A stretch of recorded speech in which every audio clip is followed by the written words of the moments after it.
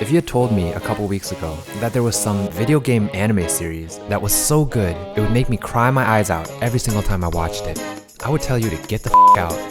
But that's exactly what happened when I watched Cyberpunk Edgerunners. And judging by the way this show has been received by both audiences and critics alike, it seems like I'm not the only one that felt this way.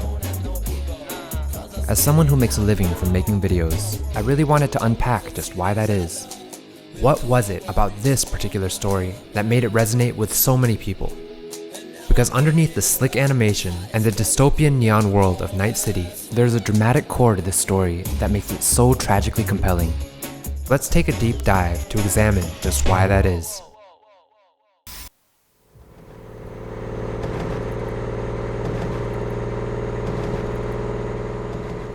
First off, let's analyze what makes the character of David so tragic.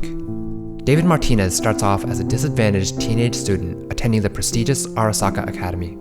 He is intellectually gifted and gets top grades, but at the same time, he's kind of a small-time hustler selling XBDs at school, basically gore and porn simulations, while he's also being bullied by his more well-off classmates. His primary support system is his mother, Gloria, who's killed in the very first episode as an innocent bystander in a highway heist gone bad. And while this event is tragic in itself and is really the inciting incident that sets David's character arc into motion, there's a deeper tragedy in David's story that comes from the way that his character is structured. In essentially every major aspect, David embodies the quintessential tragic hero, an archetypal character which was outlined over 2,000 years ago by the Greek philosopher Aristotle. First off, the tragic hero must be virtuous, meaning that he's generally morally inclined, which is what makes him relatable to us as sympathetic viewers. With David, all in all, he's a pretty good dude. He takes good care of his mother, he generally doesn't try to hurt others unless they've done something really bad to deserve it, and he's super loyal and honest towards his friends and his crew. Which brings us to our second characteristic. The tragic hero needs to have a fatal flaw, a flaw that's not based on any kind of evil intention, but instead having to do with the character's blind spot or lack of self-awareness. And usually, this fatal flaw is closely connected with the tragic hero's own extraordinary capabilities. In David's case, he has an extreme physical and mental tolerance for installing cyberware into his body. And while he's definitely way above average in that sense, he mistakes this genetic God-given talent for a kind of invincibility. This is his fatal flaw that eventually leads to his downfall. The arrogance that's so often associated with greatness. That brings us to our last point. For the tragic hero, there needs to be a clear event where this hubris or blind spot causes him to make a fatal mistake. In Greek tragedy, this event is called hamartia, which roughly translates to missing the mark, or to err. With David, this fatal mistake occurs in this scene, when he accidentally kills an innocent victim during a mission to the Arasaka labs. And this victim is essentially an echo of his own mother, someone completely innocent with the same hopes and dreams for her own son.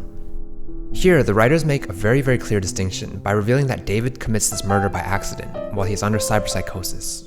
And this is really an important detail because if David committed this murder with any kind of malicious intent, he would become the monster. It would really take away the sympathy that we have for him as the audience. So David's story shares some interesting parallels with another Greek tragedy. In a sense, it's a modern retelling of the story of Icarus, whose father, Daedalus, was a master craftsman who made him a pair of wings so that the two could escape from their imprisonment in the city of Crete.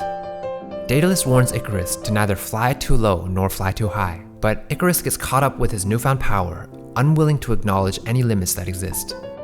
He ends up flying too close to the sun, burning up his wings, and ultimately plummeting to his death. Does this sound familiar? Expect you'll fly higher than Maine ever did. It's what allows you to feel the heat of the sun. Of course, you'd be fried crispy if I gave you the actual temp.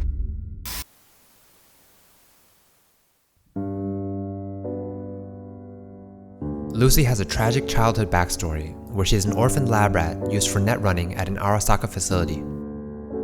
After her escape from the facility, she's been perpetually on the run, hiding out in Night City's criminal underworld.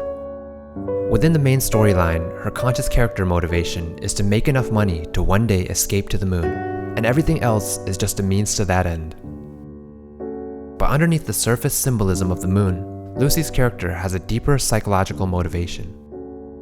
What the moon really represents to her is a place of safety, It represents the innocence that was taken from her during childhood.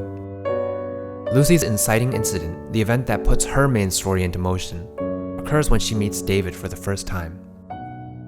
Throughout the first act, she is your typical femme fatale, mysterious, seductive, and deceptive. But by the second act, she comes to realize that David represents the safety and security that she's been searching for all along. He's transparent, honest, and naive to a fault, in stark contrast to the endless lies and deceptions of Night City. David embodies everything that the moon symbolizes for her, and so after that, her primary character motivation changes to protect David at all costs. It's a pretty simple character motivation, and because of that, I've read critiques of Lucy's character that label her as a sort of manic pixie dream girl, a stock character that's dynamic and captivating on the surface, but whose inner life comes across as flat and one-dimensional. But in another sense, I think it's because Lucy's character motivation is so intertwined with David that this story is given an even greater tragic power. If we take a look at the overall structure of these two characters, Lucy's character is essentially the mirror opposite of David's. The two are like yin and yang. When Lucy is strong, David is weak. And when Lucy is weak, David is strong. The way that these two characters start and finish mirror each other as well. Lucy first appears as a kind of hallucination of David's, and David's final appearance is as a hallucination from Lucy's memory.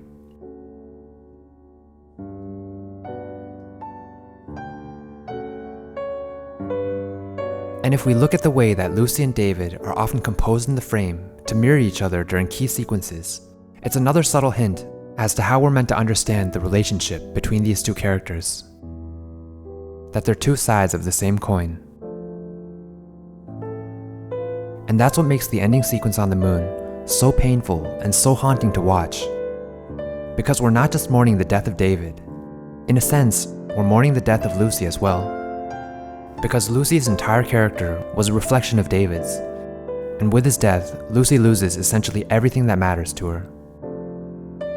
She's made it to the moon, but now the moon becomes just an empty symbol.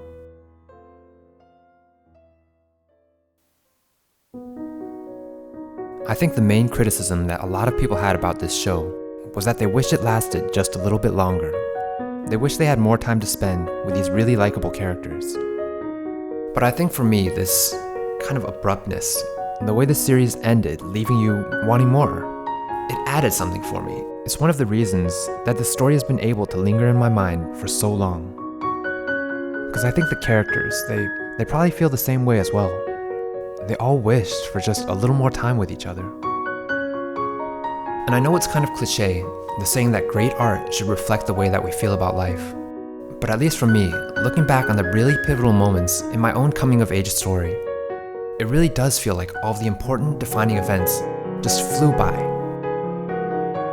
And that might be the underlying truth of the Edgerunners story that makes it feel so real. That no matter how crazy or exciting or powerful the experiences that we have may have seemed to us at the time, whether it's finally finding the tribe that we belong to, or falling in love with the person of our dreams, that despite all of this, life is really just so temporary. And in the end, maybe that's what makes it so special.